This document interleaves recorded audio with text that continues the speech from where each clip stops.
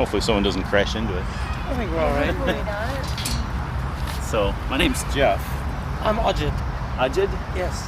Okay. I'm Melissa. Melissa. Okay. So I'm assuming I don't know if you guys ever talk about this with each other before, but you probably have different answers to it. So, yeah, what do you think happens after we die? Well, I'm not a very religious person, so I was raised by two parents who were both physicists. Okay. So I was raised in a very sort of scientific background. It was spiritual. I guess I was raised in a bit of a Eastern religious, quasi-religious tradition, but really mostly as a sort of a scientific realist background. So I mean, in my belief, there is a certain sense in all of us that is life, that continues no matter whether one individual person continues living or not, and that concept is still there. But as to the individual, I don't have any belief that persists in a meaningful way. Okay, so no consciousness. No, I don't. When we die, I believe there is maybe a single consciousness that represents, what it is to be alive. Yeah. That so long as there is somebody alive, will persist, and there is. That spark is what's common to all of us. Okay. But generally, that's my belief. Yeah. So I grew up with also like non-religious parents, but my sister is Christian, and so I grew up going to a Christian church. And with your sister? With my sister. And I stopped going after a while because I didn't believe in going to a church so much, but I do believe that there is a higher being, but I do think that I believe in reincarnation, and maybe if I die, I'll be another person or another animal when I die. Do you think there's something that controls that, like decides what you'll be? I think so. Like, would you say it's based on what you do in this life, or? Because there's the Hindu belief that it's depending on your behavior. I do believe that. Yes. Yeah. So whatever would you say the? I mean, this sounds kind of bad, but would that being be judgmental? Because it's making decisions based on your behavior, right? Yeah. So a lot of people shy away from a higher power and being judged by this higher power, right? And yet there is that element of judgment. Yeah, it's a very hard thing to answer. For me, it's like I believed like I should be a good person just for myself. I don't need to be. I need to prove to anyone that I need to be a good person. I need to just be a good person for myself. Yeah. Not for the future. Not for the future, not for wherever I go. Judgment or reward or Do you feel like that's kind of limiting, I guess, or something like? I don't think so. I mean, I just go day by day and just try to be the best person that I am, and I don't really. I think about death a little bit, but I don't think that like if my parents died and they weren't religious, that they would go to somewhere bad, or hell or whatever. I don't believe in that because I know that they're good people, and I think that they will be going to a better place. Okay. So do you say your name again? It's Ajit. Ajit. Yes. Okay. Would you equate this life force with a higher power then? I think that there's like a set of rules, that there's like a fundamental set of rules that governs how this world and life works. Yeah. And I think that there's something special about. I think that fundamentally in all humans there's something that's similar. Right? Yeah. We have different personalities, different bodies, different mentalities, different emotions, but there's something that's basically common to all of us. Yeah. There's some fundamental. Is this something you've observed or something it's like theoretical? I think it both, right? I mean, there are some ways that it's about people have very different tastes, in beliefs. But like ultimately, there's something that makes us all human. Right? Yeah. I mean, the good, the bad, and all of that aside, and I think that there is something to be alive and to be a human. And then I think that so long as there's one human living and breathing on the face of this planet, that spark exists. Yeah. And that kind of is a commonality I see in all of us. And when I see it as life after death or something, I see it as the perpetuation of this thing. Humans as a brotherhood or a sisterhood is something larger We're all than just part an of it. individual. Yeah. And that's kind of Do you what feel like we contribute to it or take sure. away from it, maybe? I mean, I see that for the better or for the worse. I see Right. that I see humanity as Like, are we something going to be a greater. giver or a taker in this life, right? well, that's something too. Yeah. So I'm assuming you're like in physics yourself? No, No? I'm not. So your parents Yeah. are, but you're not? Yeah. Oh, okay. That was something that impacted how my belief system, sure. Yeah. But I do not really. I'm not a physicist. Oh, okay. Are you totally something else? I'm Artistic? an or engineer. Yeah. engineer? Okay. I guess what I was kind of hoping you were a physicist because I'd like to know, like, what do you, well, as an engineer maybe, I don't know, science-minded person, do you feel like, so there's laws of the universe, right? Like there's the physical laws, gravity and, all that sort of thing. Do you think there's a lawgiver? Like do you think there's something or someone that sets up the laws? I mean, that's a big question, right? Yeah. Sure. Like, I mean, there's some source of it. I mean, everything has an initial condition. Yeah. Right? So, like, what that is, how that was set up, I have no idea. Yeah. But surely there is always. I've heard it called the uncaused cause. In other words, the law of cause and effect, everything is affected by something else, right? I mean, I think that everything it proceeds as a result of something else. Yeah. So, I'll say that. Yeah. Sure, Yeah. But then, was there an uncaused cause? Like, was there in the very beginning, was there something I that can't answer got that it all question for started? you. Oh, yeah. Yeah. I wasn't there, you weren't there. Something we could only, conjecture on, Or infer, Yeah. Now, are you familiar with Christianity? It sounds like you are because you've attended your sister's church, right? Sure, yeah. Yeah, like, do you feel like you know the Christian message? I do, yes. Yeah. Or Yeah, familiar with other religions, world religions? Generally, I mean, I'm an open-minded person. Yeah. Can I ask what your opinion of it is? What do you think of Christianity? So I'm a Christian.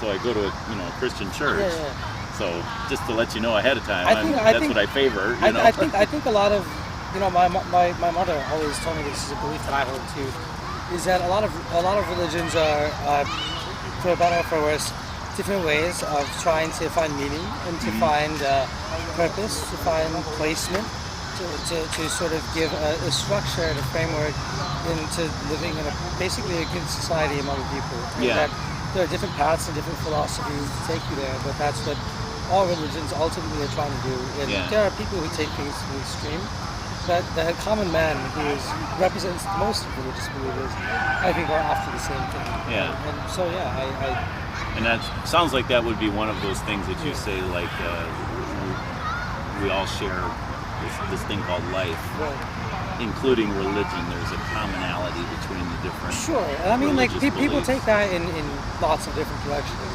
Yeah. But most people, I think, are basically trying to find a society, a fellowship, some meaning, Like a and group a support to be network. Yeah. And I think that's something that we as humans, we are built to do.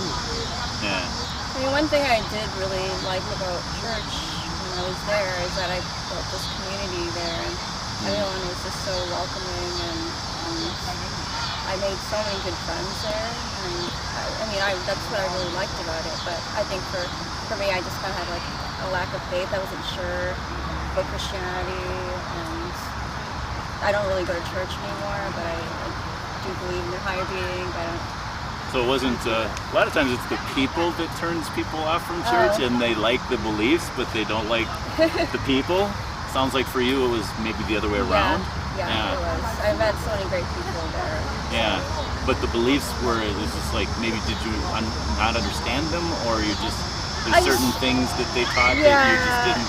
Yeah, I think just kind of like the whole story, the Bible, and I don't know, there's just like a lot of information that I wasn't sure was true. It's almost like a story that you're reading.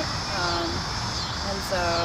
like some of the miracles in the Bible? But so it was hard for me to kind of believe and pray every day. One of the things that I enjoy about the miracles of the Bible is they're usually presented as miracles.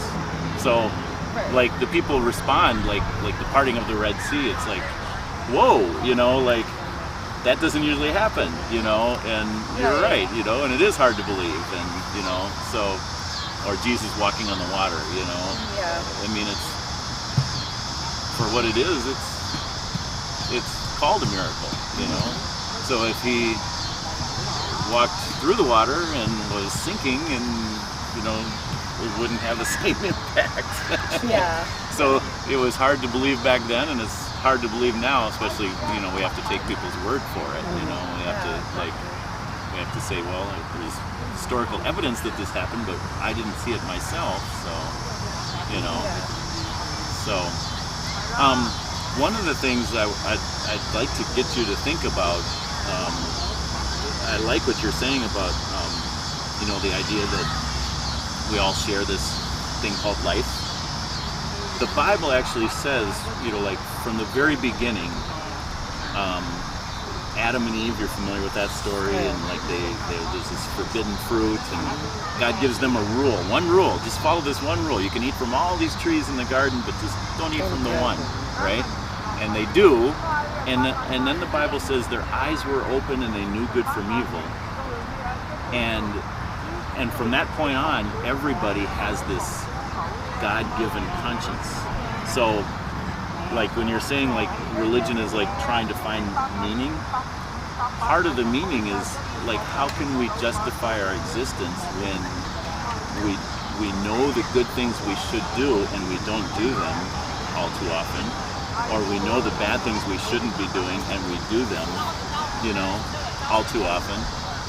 How can I justify it? Like I want to be a good person because I want to show that even though I've broken my conscience, my God-given conscience, or most people don't see it as God-given, or a lot of people don't, but so all the different religions of the world are basically trying to answer that question, like how can we justify having broken what we know to be the right thing to do.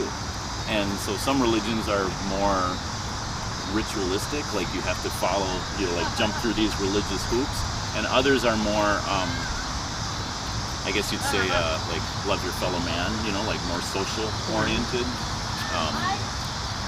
I've even talked with atheists, and I've never met an atheist that just says God doesn't exist, but I've never met one yet who's not somehow trying to show that they're a good person. So it's like, and usually they'll say something like what you were saying is like, I don't need the threat of hell or the promise of heaven to be a good person. I just am a good person because look at these good things that I do. I try to save the rainforests, or I'm trying to save the world, global warming or what. So causes are real big. So even atheists who say they don't have religion are still trying to somehow show that they're a good person. And so the different religions, if you look at it that way, they're all basically trying to say this is the path to enlightenment, to show that you're different than everybody else, that you're somehow, you're not one of the ignorant masses. Like I see it as more of a way to find meaning. It's very easy to become depressed and despair at the fact that you're born alone, you die alone.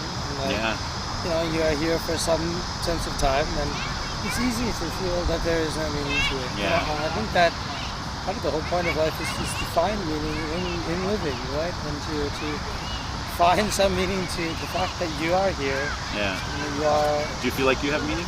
Sure. Yes, definitely. Yeah. I I find a lot of meaning. I find a lot of joy in being alive. Yeah. I mean, the fact that I'm You here. seem like it. Yeah. And then just breathing the air and just being here and hearing the birds. Yeah. It's just to me, it's the greatest joy is to be alive. Yeah. It's an incredible It's a gift. world, Yeah. right? Yeah. And Really, it is. yeah, for you know, and again, talking about atheists, I've heard them say, well, this is the only life you have to live. Better make the most of it, right? On the other hand, for me as a Christian, it's like I have an eternity with God to look forward to. And I'll tell you why I think that's a good thing, because again, I've broken my conscience. Like, I've done things that, you know, I shouldn't have done. And how can I face God on, you know, like when I die and face God after some of the things I've done, right? But just the idea that there is an eternal future, you know, that I do believe in that, makes me take life more seriously, because I got to live with what I do, good or bad, for the rest of eternity, you know. I think so it becomes even more important. I think evil actions generally cause people to experience their hell here on earth. I mean, like, I think so. Yeah. People who live who are miserable, who treat each other miserably, typically end up living miserable lives. Yeah. I mean, they end up alone. You know, they end up without a support network. I mean, love is one of the greatest commodities we have on this planet. And without that, I think that life rings a little hollow. Yeah. And I think those who are not kind to their fellow man, who do not, you know, try to basically support life as it is and as we know it, generally suffer from doing so. Yeah. One of the, I want to respect your time because you guys are having a nice evening, and you know, I don't want to impose, but one of the reasons, so as a Christian, I just want to say I do find that Christianity is different in one key respect. Again, all religions are trying to solve this problem of I've broken my God-given conscience. In Christianity we call it sin. You know, I've sinned against God. I knew the good I should do. I didn't do it. All religions basically say we can kind of lift ourselves up by our bootstraps. We can kind of like be the good person that we know we should be in and of ourselves. The problem that Christianity would say with that is the good we do, we ought to do anyway. So I can't pay for the bad things I've done or failed to do with the good things that I ought to do anyway. So like if you know, if someone fell here and you know, and I go and help them up, it's like, well, God gave me my energy and my health and my ability to help others. I should use it to, you know, it's the right thing to do. I do good because it's a good thing. But if I think that it's somehow going to pay for the bad that I've done, then it won't work that way because I ought to do it anyway. Other religions would say, no, your good can somehow outweigh your bad, and you can justify your existence, you know, or you can have a good assuming somebody's afterlife. Judging you at the end, Yeah, and that's, you know, like even like in reincarnation, or and so it's this dilemma is like, I ought not to do certain things. How can I pay for it? Well, maybe I should go out and do some good things, but the good things I do, I should do anyway. So it's a problem, right? And so this is where you know about Jesus.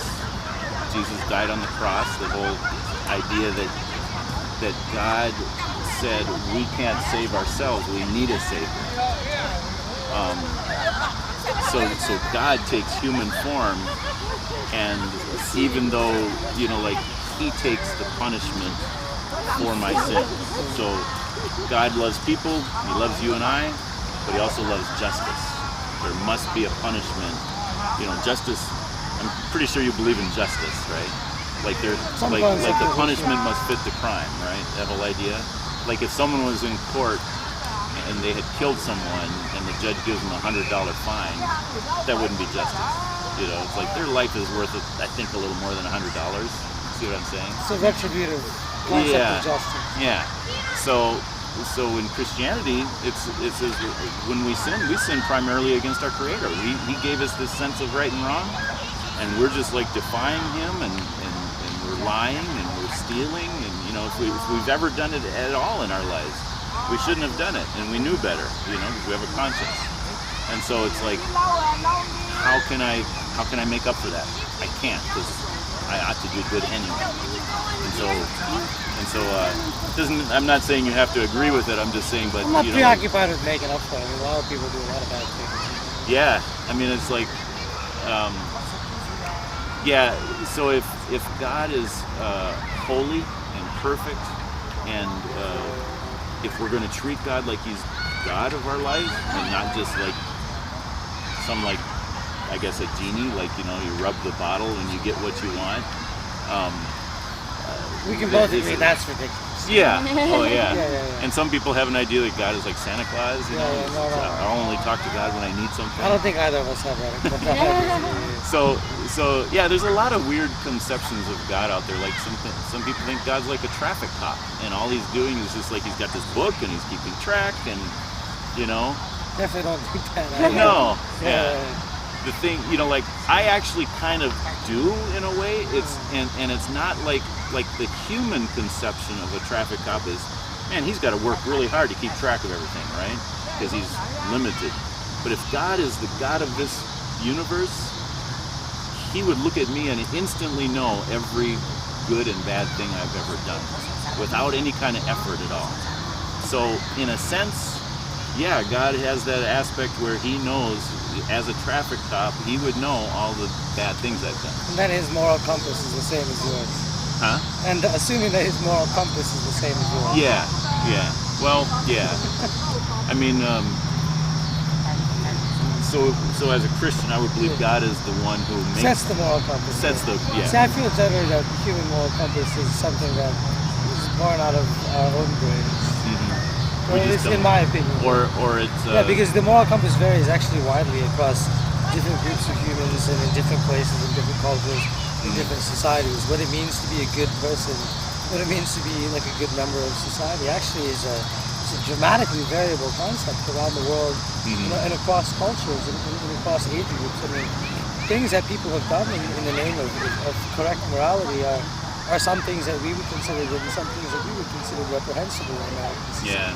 Well, I think the idea of a compass is a really good illustration, because a compass, no matter where you are, it's pointing to the right thing. And so, no matter what culture we're in, it might look a little different because it's coming at it from a different perspective. That's for sure. So for example, some cultures are, what's the word for it? Theistic. No, you can have more than one wife. Polyamorous. Amorous? Polygamy. Polygamous. Yes. Okay, and some are monogamous, right? But they all agree that you shouldn't just go around and sleep with anyone that you want. So it's like, yeah, there are differences, and yes, we have. Not to everybody would agree with that out. morality, though. Some people might be perfectly fine with it. Oh yeah. The interesting thing that I always find is anytime someone is breaking a basic rule of morality, they're always coming up with excuses for it. And so just the whole idea that we have excuses shows that we know we're accountable to someone. And that's the whole thing with a conscience. Like, if you I think of a conscience as kind of like a referee in my head. Like, people argue with the ref all the time, but the ref has the final say, and we might try to work it out where we're trying to get our way, but but that's where the excuses come in. Well, it was okay to take that bread because I was really hungry at the time, That's your belief. Sure. So different things to think about. Sure. And yeah, I told you guys I didn't want to. No, that's great. Impose.